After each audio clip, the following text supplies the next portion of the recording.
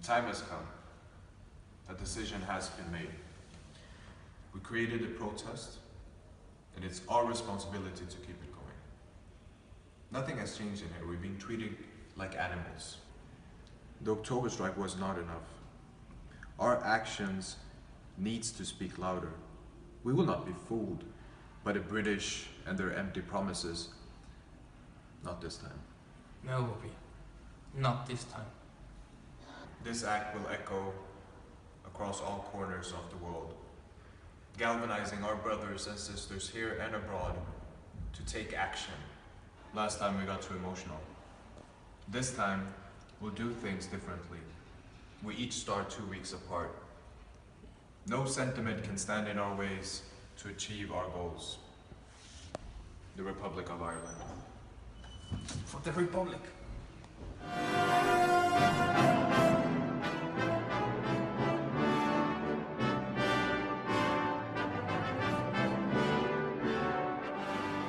Gentlemen, we must address the current rumours of a forthcoming hunger strike in Her Majesty's Maid's Prison in Northern Ireland.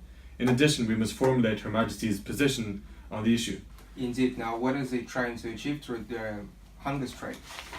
They are seeking the right to wear their own clothes, the right to work, and no deprivation of letters or visitors. In other words, they wish to be treated as prisoners of war. Is that so? Now, why don't we grant them these rights and spare us some criticism? Well, it's not necessarily that simple. What they're seeking is a special category status which would grant them political legitimacy. The government cannot and absolutely will not grant legitimacy to these terrorists.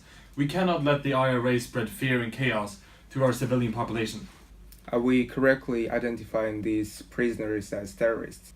Well, they have been conducting violent attacks against innocent citizens. And furthermore, the people of Northern Ireland have the same citizens' rights as people of Kent or Lancashire, and the main imperative for a government should be to protect their citizens and maintain order. What we are doing here is protecting people from a catalogue of violence. So we would be then right in framing their actions as criminal and not political. Of course, murder is a crime. Carrying explosives is a crime. Murder is murder is murder. I suppose you make a valid point, as they have been convicted in civilian courts as common criminals. I guess the IRA means does not justify their ends. No. There can be no question for political legitimacy for someone who's serving a sentence for crime.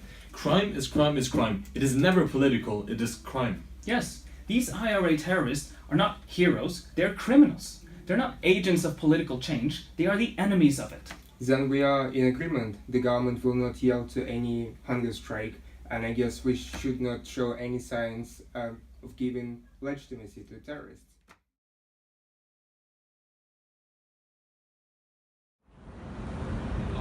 I see. So you can't even look at me. So I meant it's true. Do you understand what this means? The implication this can have for the entire struggle. Aren't you being selfish? You don't understand.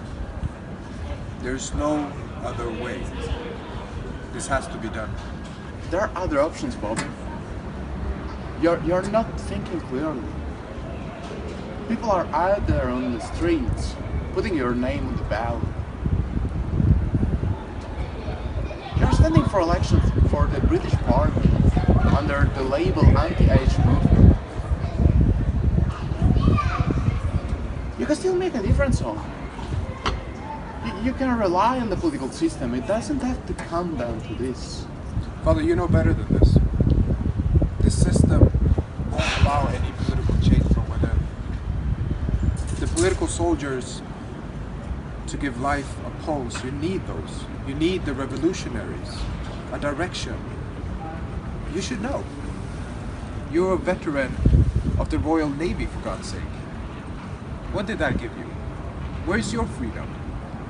The freedom that you fought for did not help us. Think about us, your parents, your loving wife, your sweet little baby boy.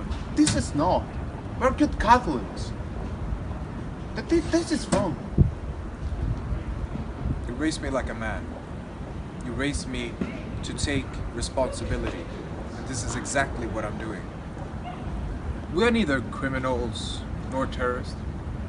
we are a victim of draconian and oppressive system. We want to take back our political prisoner status. We want to wear our own clothes, be treated with decency and respect. Our hunger strike will descend the walls of May's prison and not only resonate with the Irish, but with all the oppressed people of the world. We will make the world direct its attention towards us, the people of Ireland.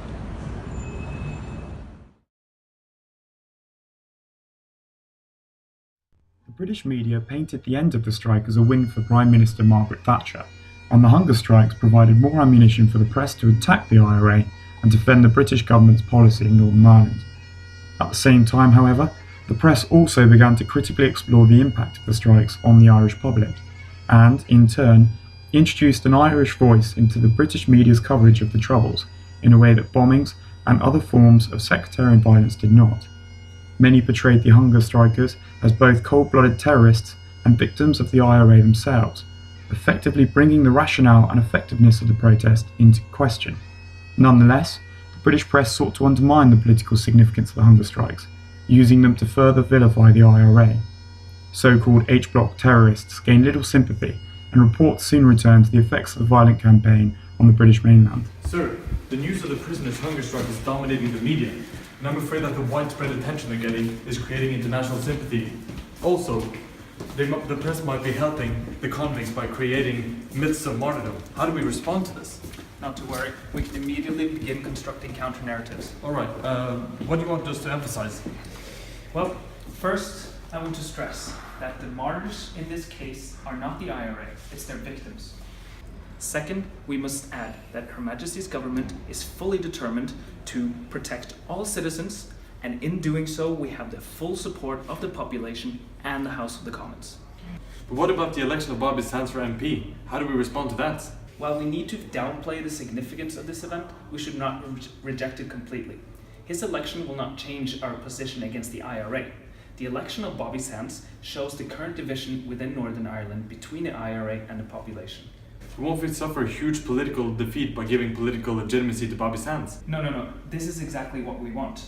By allowing Sinn Féin into the government, we are undermining the IRA by getting the neutral majority onto our side.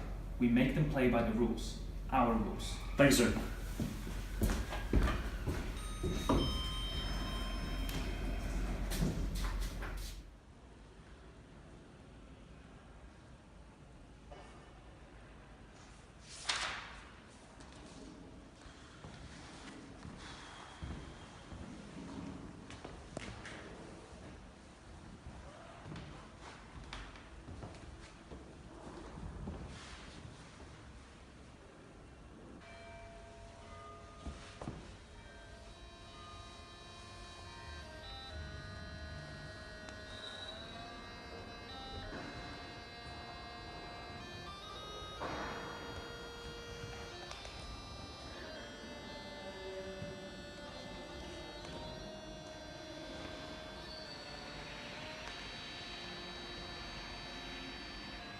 Father Des Wilson, priest and community worker.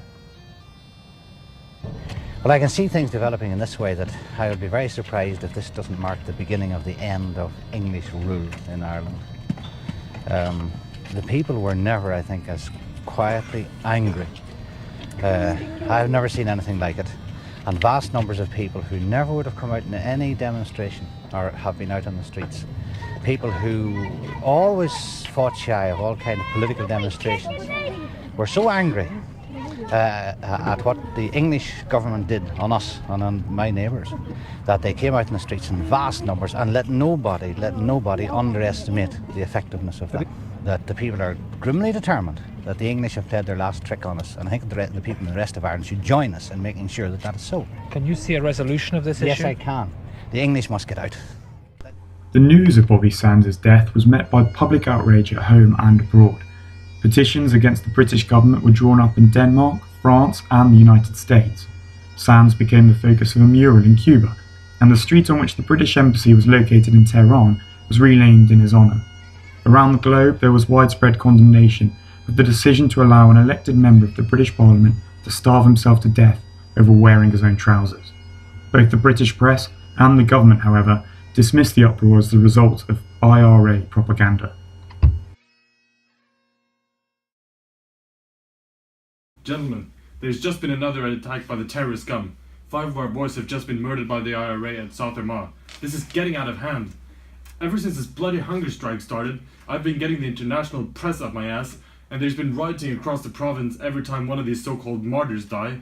I want some honest answers. Are we actually winning this? This is what I've been saying ever since the trouble began. We need to send the full force of Her Majesty's army to crush them once and for all. Gentlemen, let's keep a level head here. We must not overreact. That is precisely what the IRA wants, and they wish to expose us as an enemy of the people. More soldiers and more tanks in the streets of Londonderry will only seek to support that claim. The hell it will. The 7 months since the strike began has been the bloodiest in the past 10 years. We lost 26 of our boys and over 30 civilians. I say it's time to switch up the rubber bullet with the real thing. I don't want to order any more body bags. I just want to know if there's a real threat to Her Majesty's government. Look, this is the number of deaths since 1969. The only year that was any real threat to the government was 1972.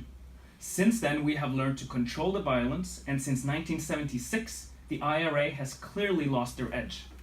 What is happening now is simply an anomaly.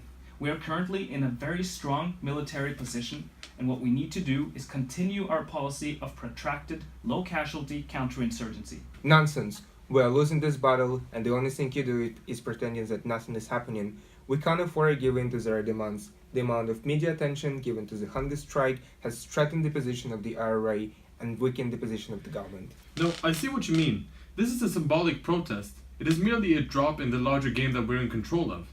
This might be a tactical defeat for us, but it's not a strategic victory for the IRA, and that's what really matters. Exactly. These men of violence have chosen to play what may very well be their last card. They have chosen to turn the violence against themselves through this hunger strike. They trying to work on the most basic of human emotions, pity, in order to stoke bitterness and hatred throughout the population. Well, if we control this crisis, then all we need is time. Exactly. An army that is winning does not need a recruitment sergeant.